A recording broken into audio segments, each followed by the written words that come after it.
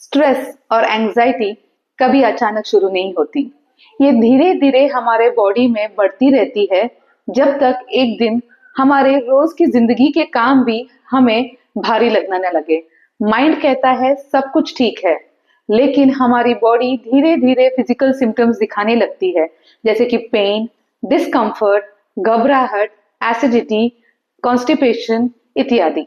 ये सारे स्ट्रेस के सिंपल सिम्टम्स हैं। चलिए आज हम बॉडी के इस छिपे हुए राज के बारे में कुछ और ज्यादा जानने की कोशिश करते हैं कि क्यों हमारा बॉडी हमेशा एक अलर्ट मोड में रहता है। क्यों छोटी चीजों के लिए भी हम घबराहट या एंजाइटी फीलिंग महसूस करते हैं। कभी सोचा है कि कभी ऐसा कोई इंपॉर्टेंट काम है जो आपको करना है, जैसे कोई मीटिंग हो, ईमेल लिखना हो या कोई जरूरी फोन कॉल करना हो, इससे पहले कि आप उस चीज को करें आपके मन में विभिन्न प्रकार के ख्यालात उठने लगते हैं कि क्या मैं ये ठीक से कर पाऊंगा, लोग क्या सोचेंगे, इसका आउटकम क्या होगा।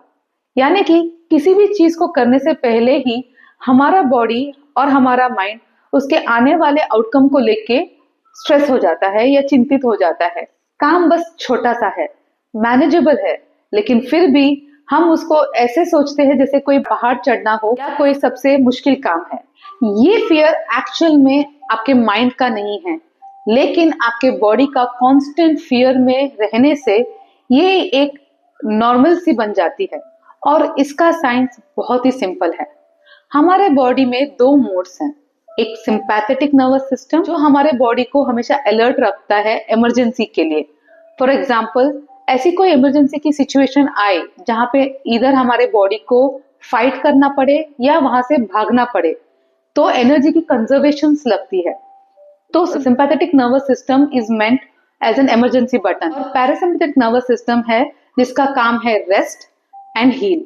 यानी कि जब हमारे बॉडी का पैरासिम्पैथेटिक नर्वस सिस्टम ऑन होता है तो वो बॉडी में हीलिंग, रेजुविनेशन और प्रॉपर न्यूट्रिशन का एब्जॉर्प्शन का काम करती है। लेकिन जब बॉडी हमेशा स्ट्रेस से गुजरता है या जब हमेशा अलर्ट मोड में जाता है तो धीरे धीरे बॉडी की सिंपैथेटिक नर्वस सिस्टम एक्टिवेट हो जाती है और पैरासिम्पैथेटिक नर्वस सिस्टम सप्रेस हो जाता है। और अगर आप देखेंगे तो आजकल बिजी लाइफस्टाइल में एवरी मिनट हम लोग एक टिकिंग टाइम बॉम्ब के ऊपर बैठे हैं। हमारा पूरा दिन का एक टाइम शेड्यूल के हिसाब से चलता है। कोई भी चीज हम माइंडफुली नहीं करते हैं, बट हम इसलिए करते हैं क्योंकि हमको ये टाइम के अंदर उस चीज को खत्म करना रहता है। और रही बात सोने की, आइडियली हमारे बॉडी को 7 से 8 घंटे की नींद की जरूरत रहती है, क्योंकि दिस इज द टाइम जब हमारा बॉडी का पैरासिम्पैथेटिक नर्वस सिस्टम यानी कि हील और रेस्ट का एक्टिविटी चालू होता है, जहां पूरे दिन का जो भी वेयर एंड टेयर या जो बॉडी में कुछ भी तनाव हुआ है उसको ठीक करने की जिम्मेदारी होती है पैरासिम्पैथेटिक नर्वस सिस्टम की, जो रात के 7 से 8 घंटों में होती है। लेकिन हम तो 7 से 8 घंटा सोते ही नहीं है। Late night binge watching, late night food habits, mobile phone screens की वजह से और स्ट्रेस की वजह से बहुतों को तो नींद भी नहीं आती है। तो क्या होता है कि हमारा बॉडी कॉन्स्टेंटली सिंपैथेटिक ओवरडोज पे रहता है। यानी कि अगर उसको सरल भाषा में बोलूं तो हमारे बॉडी का एक्सेलरेट बटन दबा रहता है और ब्रेक का तो कुछ पता ही नहीं। इस कांस्टेंट एक्टिव स्टेट की वजह से हमारे ब्रेन में एक सेंटर है जिसको बोलते हैं amygdala. This is an emergency situation का सेंटर। क्योंकि हम हमेशा इतने सतर्क रहते हैं कि एमिग्डाला कांस्टेंट स्टिमुलेशन पे चला जाता है और इसकी वजह से वो बॉडी को हमेशा इंटर्न स्टिमुलेट करता है कि वो हर इमरजेंसी के लिए रेडी रहे।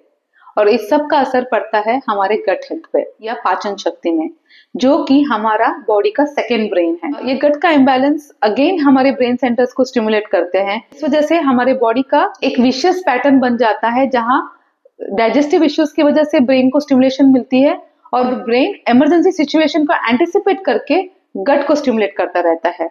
तो इस चक्कर में हमारा बॉडी ना रेस्ट कर पाता है और ना हील कर पाता है। लाइफ शॉट्स में हम स्ट्रेस और एंजाइटी को स्मोक अलार्म के जैसे देखते हैं, जहां ये फिजिकल सिम्टम्स जैसे कि pain, digestive issues, hormonal imbalance, sleep disorders, इन सब को हम एक अलार्म की तरह देखते हैं। ज्यादातर लोग इस अलार्म को समझ नहीं पाते हैं और इसे मैनेज करने के चक्कर में जो एक्चुअल रीजन है जिस वजह से धुआं उठ रहा है उसको नजरअंदाज कर देते हैं। लेकिन लाइफ शॉट्स में हम रूट कॉज पे वर्क करते हैं, यानी कि जिस वजह से धुआं उठ रहा है हम उसी पे डायरेक्टली टारगेट करते हैं ताकि आपका कंप्लीट रिकवरी हो और जड़ से आपकी तकलीफों को मिटा सके। तो रीसेट का पहला स्टेप होता है रूट कॉज मैपिंग, और फिर शुरू होती है आपकी इंटीग्रेटेड हेल्थ केयर जर्नी। अगर आपको ये वीडियो अच्छा लगा तो like, subscribe and follow life shots.